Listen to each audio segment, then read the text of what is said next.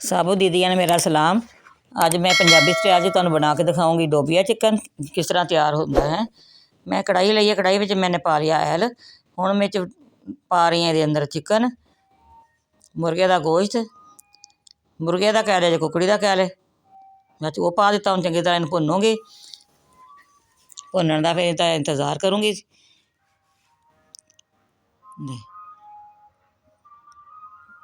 अब ये हो गया, भुज गया। हुण मेरे अंदर लसन थोम पा रही हैं, अद्धी चम्मच वो पा दी है ये विच। हुण इहनूं भुनूंगी, भुन के तो फिर नाल नाल मैं तुहानूं सारा दसूँगी किद्दां किद्दां बनाना है, किद्दां करना है। ठीक है, लै वो भुज गया। हुण मैं इहदे च पाऊँगी प्याज। प्याज़ां नूं मैं चंगी तरह जग विच कर लिया सी ग्रैंड, ते लै हुण वो विच वो पा दित्ते आ इहदे विच। उन्हां नूं चंगी तरह भुनूंगी। लै देखिए मिंटां सकिंटां जिन्हें बन जाना, इहदी किहड़ा देर लगदी है। लै वो हो गया। टमाटर का विच पा दित्ता मैं पेस्ट, टमाटर भी ग्रैंड कर लिया सी, ਉਹਦੇ ਵਿੱਚ अदरक भी पा लिया सी विचे, थोड़ा जिहा विच पानी पा लिया। हुण ਇਹਦੇ 'ਚ पाऊँगी मसाले।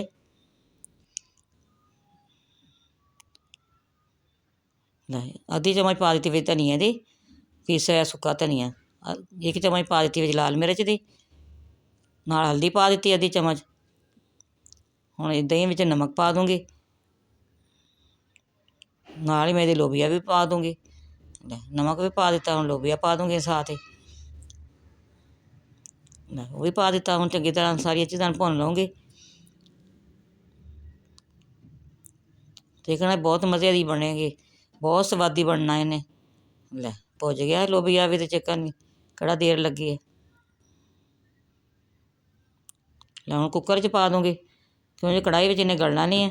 कुकर च पा के दम लगाऊँगी 3 मिनट का या 4 मिनट का दम लगा के, तो फिर मैं इनूं तुहानूं दिखानी है। पानी पा दिता वा हुण इहदे विच अद्धा जग।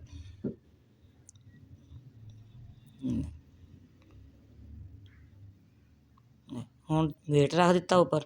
जो वेट का हिलना वा तो ਉਹਦਾ टाइम नोट कर लेना आपां ने। 3 मिनट या 4 मिनट का टाइम नोट करके तो फिर हमने हो गया। 3-4 मिनट हो गए। हुण खोल लेना वा, खोल के दी भाप सारी कढ़ लैनी है। सारी कढ़ ली है। हुण इहदे अंदर पाऊँगी नींबू का रस, पा दूँगी इसके अंदर। देखिए लोबिया गल गया, कितना अच्छा तैयार हो गया। छाननी विच पा के छान लेना लोबिया नींबू के पानी नूं, वो पा दिता वा। बहुत मज़े का बनता नींबू के पानी के नाल। चैक करना ना आपां ने, देखना कितना मज़े का बनया, कितना टेस्टी तैयार होया है। हुण नाल इहदे विच मसाले सुੱਟ दूँगी साथ ही। देखो गर्म मसाला पा दिता इहदे विच। हुण नाल धनिया पा दूँगी, खुश्क मेथी पा दी है विच अद्धी चम्मच। सुक्की मेथी सब्ज़ मेथी वो भी सुका लेना घर ही। मैंने घर ही सुकू के डब्बे च पा दी है। मल मुल के ते भाव इन्नी खुशबू आउंदी है, मज़े की तैयार हो जाती है। हुण मैं तुहानूं प्लेट च पा के दिखाऊँगी, देखना कितना मज़े का बनता। धनिया पा दिता इहदे विच हुण सब्ज़। हुण प्लेट च पाऊँगी, प्लेट च पा के तुहानूं दिखानी। नाल रोटियां फुलके बनाए, शाम की इफ्तारी है। तो बहुत मज़े का, बहुत स्वादी तैयार होया सालन। ते देखो हुण मैं पा दूँगी प्लेट दे विच, देखना कितना मज़े का बनया वा। चैक करना लोबिया विच पा के, चाहे वड्डा गोश्त पा लो तो भावें छोटा पा लो, भावें देसी मुर्गा पा लो, चाहे दूसरा ब्रैलर पा लो, सारियां विच ही स्वादी लगदा। लै देखो मैं प्लेट च पा रही, देखो कितनी अच्छी दी लुक आ रही है, कितना अच्छा तैयार होया है। चलें साड़ी इसी खुशी विच वीडियो पसंद आवे तो लाइक भी करना ज़रूर, शेयर भी करना, बैल आइकन भी दबाना, सबसक्राइब जरूर करना। सारे भैणां भाइयां नूं सब नूं कहना, ठीक है, दुआवां विच याद रखना। तो चंगा, अल्लाह हाफिज़ मेरे बच्चों, अल्लाह दे हवाले।